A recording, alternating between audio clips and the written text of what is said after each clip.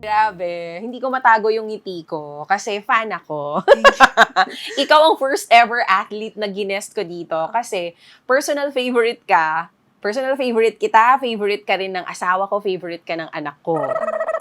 Nandito po ngayon sa podcast natin. First time ko yata parang manginginig. Gemma Galanza. Hello. Nagaling pa sa voice lesson. Yes, thank you. Oh my God, hindi ko alam that you're doing voice lessons. You like singing talaga? Yes po.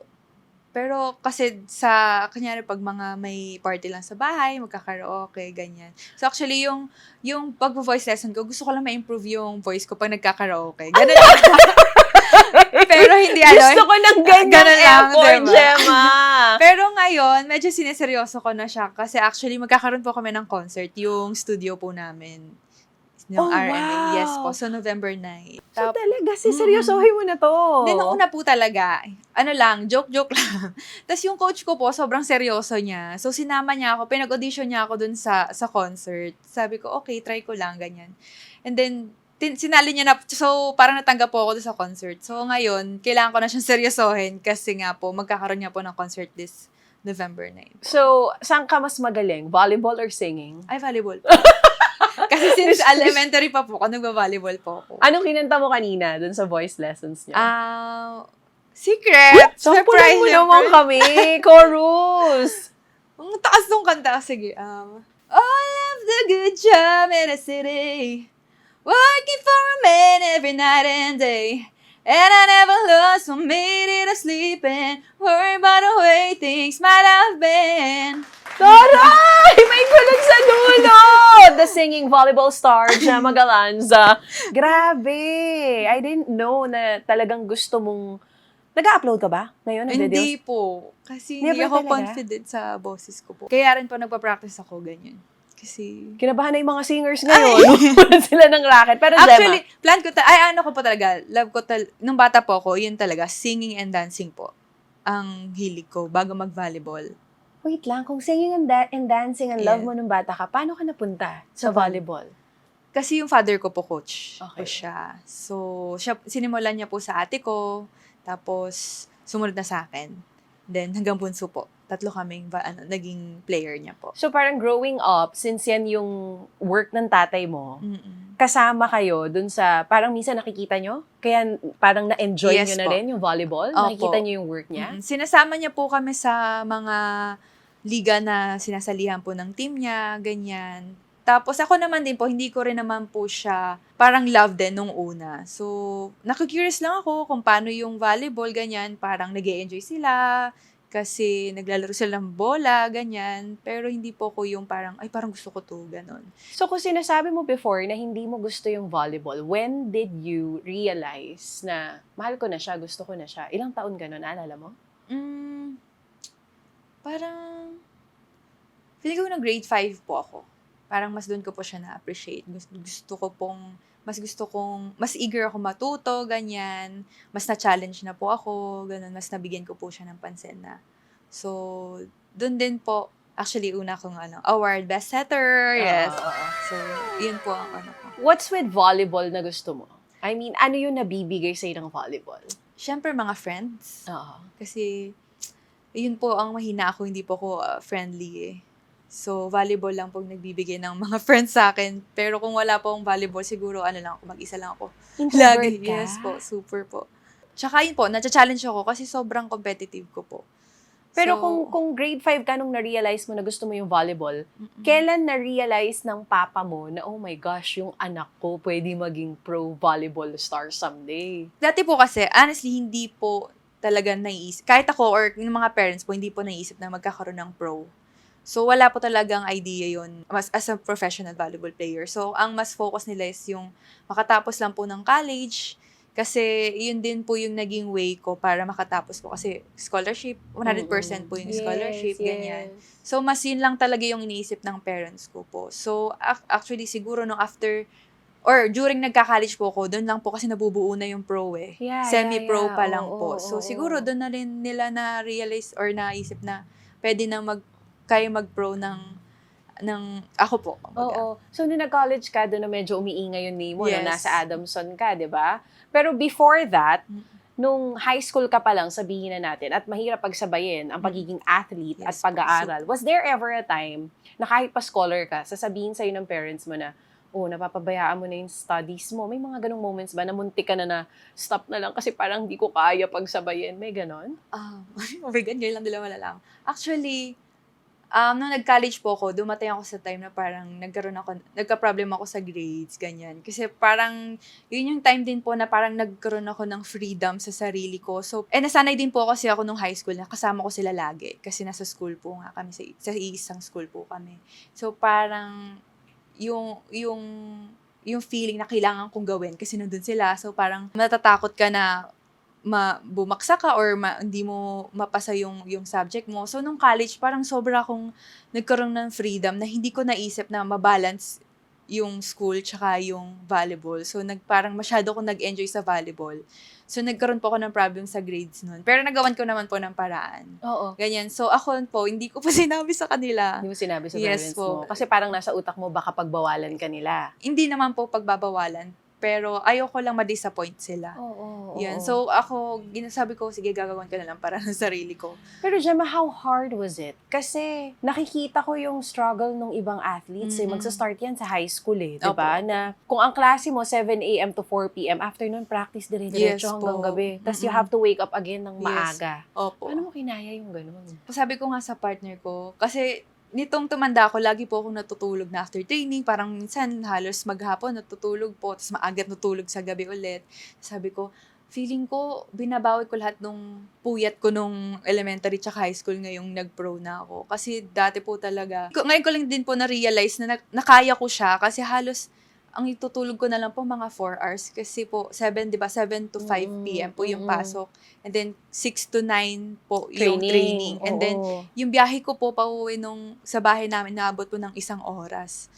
So halos makakauwi po ako 11, ganyan. Tapos gigising na naman po ako ng 4 a.m. Tapos sabi ko, grabe, paano ko kaya nagawa yun? Sabi ko gano'n. So, ano pinaka-best lesson for you that time? Yung pagiging student-athlete mo? Managing time? Ganon? Yes po. Opo. Kasi, syempre, hindi lang naman po kami study, tsaka, volleyball. Syempre, tao rin kami. Extracurricular, correct. Tao rin kami na parang may Oo. gusto kaming gawin. So, ngayon talaga parang, yung kahit ayaw mo, pero kailangan mo kasi siyang gawin eh. Kasi part siya ng life mo. So, talagang pinagkakasya ko po siya, kumbaga, volleyball. Ngayon, mas madali kasi volleyball na lang talaga. Kumbaga, yun na lang po yung work ko. So, ngayon, volleyball. And then, after nun, with friends or mga teammates ko po, yan, tapos nakakapag-voice lesson pa po, kung ano po yung maisip namin. And then, kung makapag-date pa po kami ng partner ko, ganyan.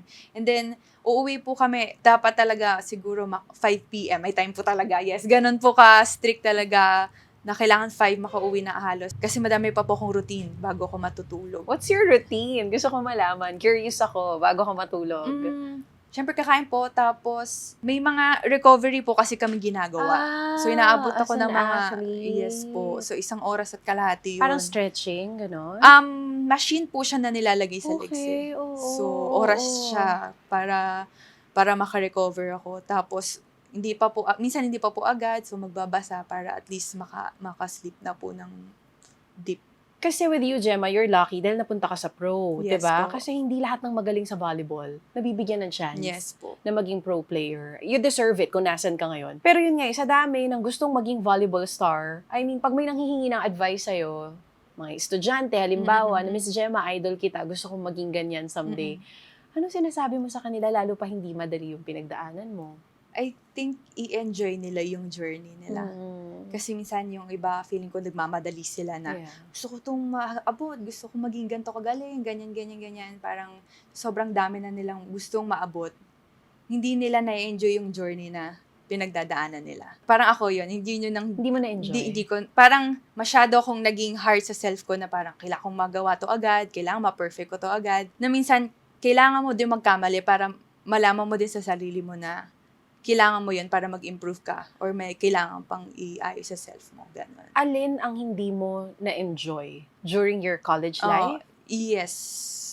Actually, high school din. Kasi nga masyado ako nag-enjoy po sa volleyball. So, hindi na rin ako Wala ka na ibang nagawa?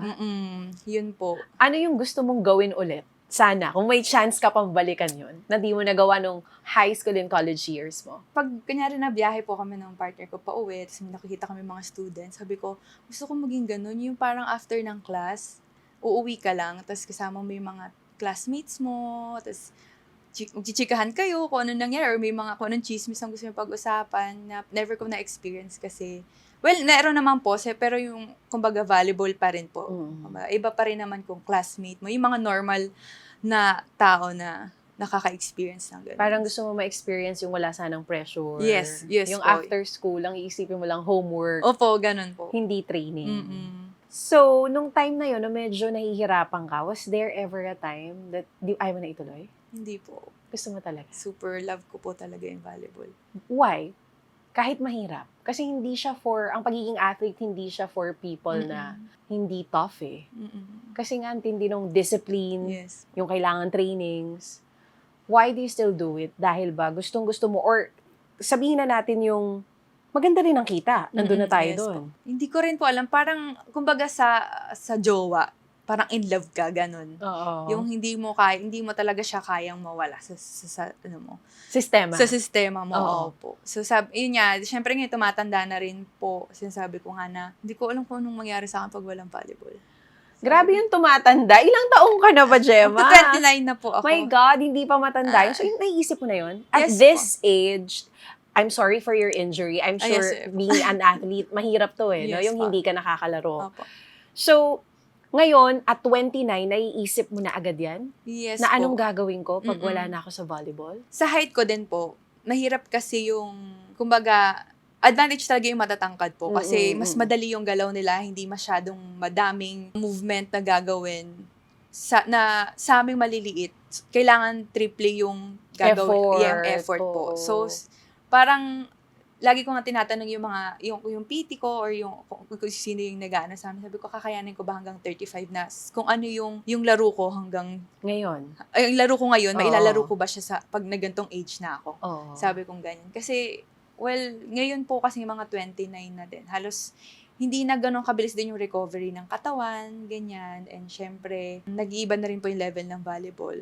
So, ayan, medyo na-ano rin na po ako. Na-open na rin ako sa ganong mindset na, what if, anong mangyayari sa akin after Anong volleyball? pumapasok sa utak mo ngayon pag naiisip mo yun? Anong gagawin mo kung sakali man na mag-decide ka nga na stop na sa volleyball? Well, yung mga time na ganito yung iniisip ko, medyo parang nape-pressure po ako or nasasad ako. Kasi, ayun nga, sobrang passionate po ako sa volleyball. Like, super love ko talaga yung volleyball. Pero ngayon, I think sa sobrang daming nangyayari sa akin, like yung injury ko, Yes. tapos may mga season talaga na off ako. So, I think, wake up call siya na parang kailangan ko ng rest, or kailangan kong bigyan ng, alagaan ko rin muna yung sarili ko, or kumbaga makapag-isip-isip din ako kung wag ako maging hard sa self ko nga po. Oo. So, parang hindi mo rin sure kung anong gagawin mo? Yes po, wala po kung ano. Pero at least ngayon, ayun nga, parang medyo magaan yung feeling ko ngayon na parang walang pressure kung ano man mangyari sa future po. Hindi mo naiisip halimbawa maging coach for volleyball athletes pag dumating yung time na yon, or mag-venture into business, or maging, halimbawa yung iba naging host, yung mga ganyan. Naisip mo ba yon? Pumasok sa showbiz. Well, yung showbiz, nung bata nga po ako, dahil Kasi naman, gusto mo? Opo, gusto ko po Oo. siya. Pero ngayon po na tumanda na ako, parang ayoko na siya. Why? Kasi yung life namin as a volleyball player, sabi mo nga po, 'di ba, parang star na rin kami. Kumbaga, celebrity na rin yung Yes, you are yung celebrities. tingin Kayong sa mga amin star, po. oo. So, medyo ang bigat din sa feeling, tsaka ang bigat din na ganun yung dinadala namin. Like, alam mo yun, public figure na kami. So, parang kailangan perfect kami, ganyan. So, parang what if showbiz. So, baka mas super perfect na yung tingin nila sa akin. Which is parang hindi ko kaya. Kasi sobrang totoo ako sa kung ano po ako. Tsaka sabi mo nga introvert ka. Yes po. Ayaw yan mo, po. so ayaw mo ng maraming tao. Yes po. Paano yun? Pag naglalaro ka, hindi ka naiilang? Ay, sanay na. Sanay na po. Pero hindi ko makalimutan yung first ever na ako pumasok ako sa arena. Grabe yung nginig ko po. Ngayon, di halata Opo. Alam mo, pag nakikita kita, nandun ka sa court, lahat kayo halos, Opo. parang kayong walang naririnig. Ay, opo. Sanay Parang na kayong po. walang nakikita. Ganun talaga kayo? Bola lang talaga? Yes po. Opo. Sobrang sanay na sa sigaw, ganyan. Oo. Pero pag sa stage, tas di kayo maglalaro, halimbawa may mga mall tours kayo or mall show, akit kayo ng stage, papakilala kayo, maraming tao, iba yung feeling? Kasi, hindi na kayo naglalaro eh. Ay, ano naman Mas po. kabado na yon. Hindi po, okay naman Okay po. lang din. Mas Pag- kabado pa game. Actually, hindi po. Oh. Ang kinakabahan ako pag magsasalita ako, yun po ako natatakot. Oo nga. Nafe-feel ko nga yung kaba ni Gemma ngayon. At nafe-feel ko yung ano mo, yung bang parang, yung personality mo na, hirap ka mag-open up. Yes po. Oo. Um, So, you have a few friends, mm-mm. or marami rin. Paano? teammates ko po, halos. Teammates mo Opo. halos, sa mga kaibigan mo. Yes po. Then may mga friends din po ko outside. Ganyan. Pero hindi nga po kasi ako Hindi ka machika. machika, opo. Sa jowa so, mo lang? pag nagche-check lang po ako, ay, okay siya, ganyan. So, Oo. doon lang ako nakakakuha ng update sa mga friends ko nun. Oo. So, minsan sila lang po yung magme-message sa akin, doon lang po ako magre-reply. Pero like, normal life mo, kahit magkakasama kayo ng friends mo, tahimik ka lang din, nakikinig ka lang yes din po, sa kanila. nakikinig lang po. Pero pag super close ko na po, like, sobrang komportable na po ako. Doon lang po ako medyo nagiging makulit po. Oo. Yun. Doon Pero- lumalabas yung kulit mo. Opo. Pag medyo komportable ka na talaga Opo. doon sa tao. Paano hindi lumalaki yung ulo mo doon sa kilala ka na ng tao eh. Mas marami ka pang followers sa ibang celebrities or napapanood sa TV. Number lang naman po siya. And doon sa 1 million na followers or kung ano man social media na meron akong followers, hindi naman sila lahat genuine na supporter.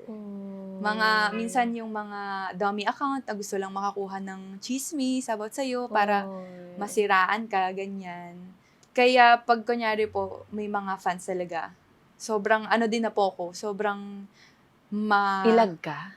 hindi po, mabasa na talaga ako kung sino yung totoong fans, sino yung hindi, ganyan. Na nakikilala mo? Naano ko lang sa ugali po. Sa Okay. aura? Opo. Paano? Kwentuhan mo ako doon. So, pag may nakikilala ka, tinatansya mo kung pag sinabing fan, totoo kayang fan to. Oh, mga ganyan po, ganyan Ganun, po. ako, mabasa opo. ka. Lahat Or- pero I mean, lahat naman po siguro, ganun din. Mahilig ka magbasa ng ugali ng tao pag may una ka nakikilala, ganon? Opo. Sa Sa fan nakuha po. yung ganon? Sa fans? Sa Paano? fans po. Bakit? Ba't ka nagkaroon ng ganong attitude? Kasi, May pagka-Madam Auring pala to si Gemma. Why? kasi po, well, nagkaroon kasi ng issue before, Yeah. di ba po? Mm-mm. So, syempre half nung naging fans nung Yeah, issue na yun. oo. Yan, nahati-hati po. Oo, nag-away. Yes po, nag-away po sila. Hanggang So, ngayon ba, may mga nang-aaway pa rin sa'yo? Opo, super dami po. Hindi natigil yun? Hindi po. As in, compare, ganyan, tapos, hahanapan ka talaga nila ng Butas. ikakasira or Mm. butas na para pumangit ka sa image ng madaming tao, ganyan. So, ako, ano lang po, Dead man lang? dead ma lang. Laro lang talaga? Opo. Buti di ka naaapektuhan ng mga ganon? Nung unang nangyari yung issue na yun, sobrang bigat sa feeling. Ang hirap maglaro po. As in, yung parang na-blank, as in, parang nawala ako sa, di ko alam po paano maglaro. Tapos medyo nanginginig ako, tapos hindi ako makafocus, ganyan-ganyan. Parang, yun, may isang game na ganun po yung nangyari sa akin. And then, after nun, tapos sabi lang ng partner ko, basta pag nalagpasan mo to, okay ka na. Then, lagpasan ko ho siya. So, after po nun, kaya ko na hong harapin yung Mga susunod pang issue? Opo. Tapos parang nasanay ka na, with volleyball comes fame, with fame comes fans. So, lahat yan, di naman lahat gusto ka. Natanggap Yes mo po. na yung ganon. Opo. Pero ano yung pinakamasakit? Na comment, na ginawa, na binigay sa'yo, or na ginawa ng isang fan? Na-user po ako. Ayun, sobrang na-hurt ako kasi never ko po siyang gagawin. Wala kang ginamit na tao? Yes po, wala po. Like, ano po, kung ano yung nafe-feel ko, kung ano yung gusto kong ipakita rin sa'yo, lahat yun totoo po. Oo.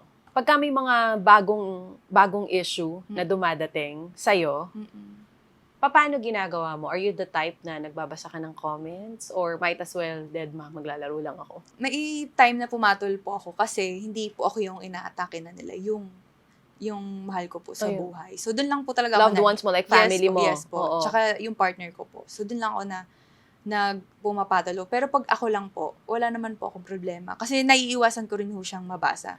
Like, minsan lang ho, pag kanya may mga volleyball videos, ganyan, syempre, hindi mo maiwas, may magbabash pa rin po. So, okay lang po sa akin. Kasi, di mo ko Kasi alam ko kung ano yung kaya kong gawin sa paglalaro. Ngayon naman po kasi, usually, ang binabash na lang din naman po nila sa akin. Yung dati din, and then sa volleyball naman po, parang kung off-game ako, like, alam ko namang off-game ako, so hindi mo ako masasaktan. Oo. Ganyan, di ba? Kasi Babawi na lang ako. understandable na Yes off-game po. ka. Mas na-hurt ka dun sa mga issue na hindi totoo. Opo, yes Or po. yung makakasakit sa pamilya mo. Mm-mm. Pero yung sinabi halimbawa, this game, Gemma, ano ba naman yan? Hindi okay yung palo. Okay pa yun sa'yo. Yes po, okay lang. Lalo kung totoong nangyari. Yes po, opo. Pero yung mga comments about your partner or dun sa family mo, dun ka mas tinatamaan. Meron ba mga moments, Gemma? Kasi before, ang mga athletes natin, nung panahon na wala pa social media, di naman nila naririnig itong mga comments na to. I'm sure nung high school ka, baka yun, inabot mo yung time na yun? Or may social media na kayo that time? Wala pa masyado po. Minsan ba napapaisip ka, sana ngayong athlete ako, wala na lang social media, baka mas tahimik ang buhay ko. Or okay lang din sa'yo? Okay lang din po. Actually, mas okay ako na may social media. Pero yun nga, yung social media din, kasi may kapalit talaga. Kung gaano ka talaga nila hinahype, may balik din talaga sa'yo yan. Maganda o hindi. Oo. So, ikaw lang din po talaga yung mag-handle kung paano yung ibibigay sa'yo ng, or paano yung atake sa'yo ng social media po. How much of your life ang nakikita ng followers mo online? Ay, naku, napapagalitan na nga po ako ng manager ko kasi Why? hindi ako nagpo-post. Ang galing. Kasi ang nakikita ko sa'yo, you're posting about lang your collaborations. Yes po. Pero more of your personal life. Hindi masyado po. So, ilang percent, tingin mo, ang napapakita mo sa kanila? 20? 20%? Uy, ang swerte na nila sa 20%, Pero bakit? Hindi rin po talaga kasi ako ma-post. Kasi, alam mo yung parang, gusto mo mag-post ng anything. Like, walang filter, walang arte dun sa post. Pero parang i-judge ka pa nila. So, parang ako, yung na lang mag-post. Ang dami yung sinasabi. May ganun ka ba na nag-post ka na parang ayaw mo na may filter, ayaw mo na may arte, tapos nakabasa ka pa ng hindi maganda? Yes po. Meron po. When was the last time na nag-post ka na talagang hindi about work? Nitong nag-travel po kami sa Macau. Usually, travel po ang bilhin ako. Sinishare ko po. Pero hindi pa rin buong travel. Like Hindi parts po, of yes. it lang. Po. Oo. And you like to keep it that way. Dahil Yun lang gusto ko i-share sa kanila po eh. parang feeling mo hindi ka obligado na malaman din nila lahat. Yes po. Ang lahat-lahat tungkol Opo. sa'yo. Tsaka tamad po ako mag-post talaga. Oh, sa totoo lang po, sa Instagram kami magkausap. Kinabahan po ako today. Akala ko po hindi na matutuloy ang from the heart. Kasi hindi ko Pero, nakalimutan ko. For someone na Gen Z, tuwan-tuwa ako na hindi ka ma-social media. Hindi po. Hindi talaga. Even Facebook, TikTok. Ano lang po, scroll lang, ganyan. Pero like, hindi ka tumitingin. Halimbawa, pag post mo, ilan na kaya yung likes? Sino na kaya yung mga nag-comments? Nag-check naman din po, pero okay lang.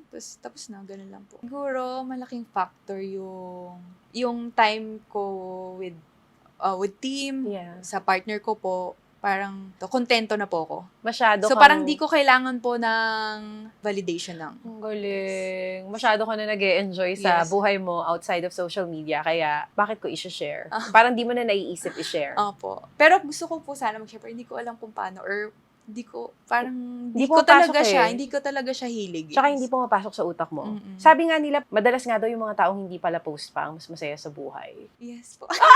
Yun na. Teka, kinikilig siya eh. O, ito pag-usapan na natin. Kamusta ba ang lagay ng puso ni Gemma? Okay na, okay po. Okay na. Ilang years na kayo? Let's talk about your partner. Magfa-5 po. Tagal na. Paano nag-start yung relationship? Kwentuhan mo kami. Tagal nyo na. Actually, hindi ko na-expect na magiging partner ko siya po. Kasi, una-una sa lahat po, ang unang impression ko po sa kanya, siya, masungit, tsaka suplada. Kasi kahit nagkakalaban kami, kahit nung college po ako, sabi ko sa kanya, never mo akong tinignan. Ganon. So sabi ko, kaya... Pero type mo na siya nun? Hindi rin po. Hindi pa. Never po talaga kami nagkakatinginan sa mata. So parang sabi ko, parang kahit nga friends, parang never mangyayari. Kasi nga ganun yung impression ko sa kanya. And then, nung nakilala ko siya, sobrang layo po pala nung first impression ko dun sa kung ano talaga siya. Kasi sobrang jolly niya. At saka yung humor niya, ang matindi. Opo, super talaga. So, araw-araw po akong masaya talaga. So, yun ang pinaka nagustuhan mo sa kanya? Actually, siya, good listener po. Yes. Di ba, introvert po ako. Hindi po ako masyado nakikipag-usap. Pero pag sa kanya, ang dami ko pong kwento. Opo, super. Tapos mahilig lang siyang makinig. Makinig, Sa opo. kanya ka lang madaldal. Madaldal naman po ako sa friends ko, pero mas Oo. madaldal po ako sa kanya. Oo. Like, yung pinaka-deep ng nafe-feel ko, nasasabi ko po sa kanya. Doon sa 5 years ng relationship ninyo, ano yung pinakamatindi niyong away? Wala pa po. Taray, sana all. Matindi. Pero nag-away naman kayo, hindi lang matindi. Ano lang po. Iritahan. Ganun lang po. Pero like, hindi major away. Wala. Is that normal for a relationship? Yung hindi nagkakaroon ng away? Sabi ko nga, mag-away tayo. Kasi minsan nakakatakot po no? Yung, Teka, mag-away na tayo. Gusto mo mag-away tayo? sinasabi mo na sa kanya minsan. Ganun kami Kasi dalawa sa 5 po. years, wala ka ever na-remember na nagbulyawan or 2 Wala. days di nag-usap, di nagpansinan, mga ganyan. Ayun lang, meron lang, eto nga po yung pinag-awayan pa namin na, eto na yung malala po. Kasi sa train namin, may training jersey kami. May mga color coding, ganyan-ganyan. So, nagkamali po ng color coding nung araw na yon. Tapos, so parehas kami mali. Kasi, alam ko siya po yung nagsabi ng color. Then, dumating yung coach ko, si Coach K po. Sabi niya may green daw siya. So, sabi ko, pero mga coach. So, nagpalit ako. Tapos siya, mahilig kasi siya yung yung akala mo seryoso, pero nagjo-joke. Tapos sabi niya, wala, iniwan niya ako, gano'n siya. Kasi nakaibang kulay siya. Tapos sabi ko, so medyo na-offend ako, ganyan. So, buong train, hindi kami nagpapansinan, ganyan-ganyan. Hanggang after po, hindi kami nagpapansinan. Yun na yung pinakamalala. Ayun po. Tara yung away nila, no? Tapos, hindi lang kami mag-uusap. Oo. Tapos, kunyari matutulog lang ako or as hindi kami mag-uusap, ganyan din. After ilang oras, maghahag na po kami, ganyan. Or mag-uusap na kami na, sorry, ganyan. Oo. Ganun lang So, po. ibig sabihin, mabait siya ng sobra? Mabait ka rin? Wala kayong pinag-aawayan? Or nandun kayo sa level ng relationship nyo na dami nyo masyadong kailangang gawin para mag-away pa tayo? Opo, Paano? ganun. Parang, wala din po kasing pag-aawayan. Ay, paano yung ganyan? Yung walang pag-aawayan? Wait lang, kinakabahan ako sa ganyan. Yung soft-spoken, ganyan din siya magsalita. Yes po, opo. Kasi ang ano mo ang ano mo talaga magsalita, yung parang sobrang sweet. Ganyan din siya sa'yo. Opo, maano din siya. Sino mas sweet sa inyo? Ako po, mas sweet, tsaka mas clingy po. Pero sino yung hindi makakatiis sa inyong dalawa? Kunwari, may hindi na pagkasunduan. Sino yung unang lalapit na, okay na yan, tama na yan. Sino yung ganon? Parang siya po. Siya. Siya po. Siya. Gemma, curious ako kasi 5 years na kayo. Nagkaroon ka rin ng mga previous relationship, right? Pero lahat ba ng mga naging karelasyon mo, puro same-sex? Hindi po. Nagkaroon ka ng boyfriend? Boyfriend po talaga yung una kong naging. Yung unang-una? Yes. And then after that? Nung college ko lang, yung college lang po ko halos, yung naging curious sa girl. Ano yun? Paanong curiosity? Tsaka sino tong girl na to na parang nagpa-trigger sa'yo na, uy, mas gusto ko ang same-sex? Nung una po, yung una kong naging girl po, actually ayoko sa kanya. Then siya, super crush niya po ako. Pero nung time na yun, broken-hearted po kasi ako dun sa ex kong yung lalaki? yes po. So, parang siya yung laging nagko-comfort, ganyan. So, shoulder to cry on? Yes, ganon. Tapos, funny din siya. So, kaya medyo nagustuhan ko siya. And then, di naman po nagtagal. Tapos, after nun, nagka-boyfriend pa po ako. So, guy talaga ang gusto ko po. Oo, pero when was the first relationship with Serious. same-sex na matagal? After po nun, nung guy din. Ilang years yon? Mag-4 din po. 4 din. 4 years? Wow, Magpo-4 matagal din. Pero dun sa opposite sex, matagal din ba? Hindi yung mga po, naging boyfriends hindi mo? Hindi po matagal yung mga lalaki. Oo. Pero halimbawa, knock on wood, hindi naman siya gusto natin mangyari. Nagkaroon ng aberya, naghiwalay kayo nito. Open ka ulit for men or gusto mo same-sex na? Ayun, alam mo, ang yun nga po yung tinanong din sa akin ni Ella kung dahil ba sa feelings or dahil sa looks or kung ano yung type ng tao yung magugustuhan ko. I think sabi ko, feeling ko more on feelings ako. So, depende ako siya. Oo. Hindi po girl ang gusto ko after or guy. So hindi rin same-sex na dapat lalaki yung itsura. Meron ka rin mga nagugustuhan na sing feminine mo. May mga ganon. Then, yes, same-sex. po. Oo. So, bisexual nga talaga. Oo. Pero, how would you compare your relationship with same-sex and opposite sex? I mean, paano mag-alaga? Sino mas magaling ba mag-alaga, Gemma? Okay. Enlighten us. Char, enlighten us.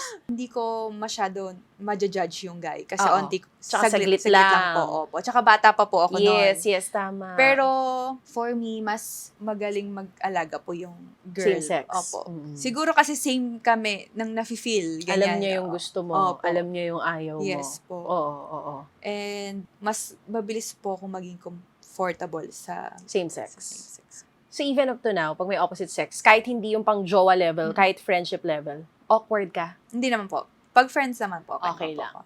Itong ganitong klase ng relationship na meron ka, paano mo to sinabi sa parents mo? Lalo pa yung unang-unang beses. And paano nila yung tinanggap?